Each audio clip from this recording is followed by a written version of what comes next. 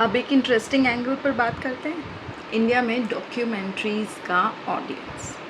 आज इंडिया में एंटरटेनमेंट का सीन बहुत फास्ट चेंज हो रहा है। ओटीटी प्लेटफॉर्म जैसे Netflix, Amazon prime, Disney plus, Hotstar और सोनी लिव ने पूरा कंटेंट कंजप्शन पैटर्न बदल दिया। और नंबर सुन के तो आप शॉक हो जाएंगे। आज इंडिया में 54 करोड़ से ज़्यादा लोग ओटीटी देख रहे हैं, मतलब हर तीसरा इंसान अब ऑनलाइन कंटेंट कंज्यूम कर रहा है। इनमें से अराउंड 10 करोड़ लोग पेड सब्सक्रिप्शन लेते हैं और रिपोर्ट्स के हिसाब से 2028 तक ये नंबर 17 करोड़ तक पहुंच ही जाएगा। मतलब ग्रोथ अभी बस शुरू हुई है। अब बात करें स्पेसिफिकली डॉक्यूमेंट्रीज़ और नॉन फिक्शन कंटेंट की। पहले इंडिया में डॉक्यूमेंट्रीज़ एक बहुत छोटा सा नीश था, सिर्फ फिल्म फेस्टिवल्स या एजुकेशनल सर्किट्स में देखा जाता था। लेकिन अब ओटीटी प्लेटफॉर्म्स ने इसको मेन स्ट्रीम बना दिया है। नेटफ्लिक्स और अमेज़ॉन ने जो हाई क्वालिटी ग्लोबल डॉक्यूमेंट्रीज़ लाए हैं ना, उन्होंने ऑडियंस को एजुकेट भी किया है और एंटरटेन भी।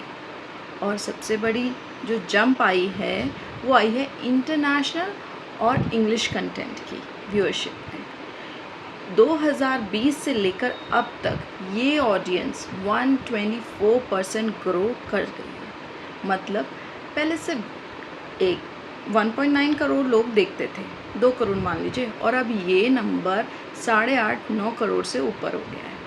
इसका मतलब क्लियर है, इंडिया के लोग ग्लोबल कंटेंट के लिए ओपन हो रहे हैं।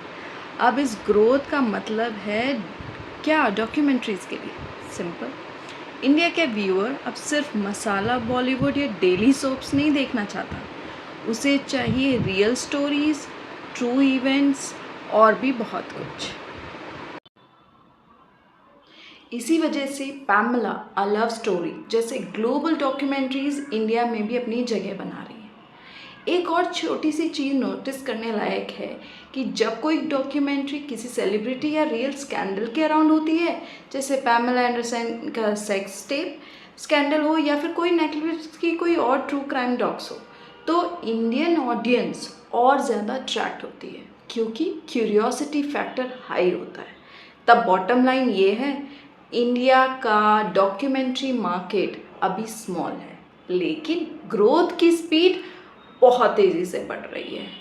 और आज का इंडियन ऑडियंस सिर्फ बॉलीवुड या क्रिकेट के दीवाने नहीं रह गए हैं, अब वो ग्लोबल स्टोरीज़ और रियल लाइफ स्ट्रगल्स भी देखना चाहते हैं। और इसीलिए मुझे लगता है कि पैमेला एंडरसन की ये नेटफ्लिक्स डॉक्यूमेंट्री सिर्फ एक बॉलीवुड स्टार की कहानी नहीं, बल्कि एक प्रूफ है कि इंडिया में भी लोग टैब्लॉइड के हेडलाइंस के पीछे की असली स्टोरी समझना चाहते हैं। ये बहुत बड़ा बदलाव है जो इंडिया में आ रहा है।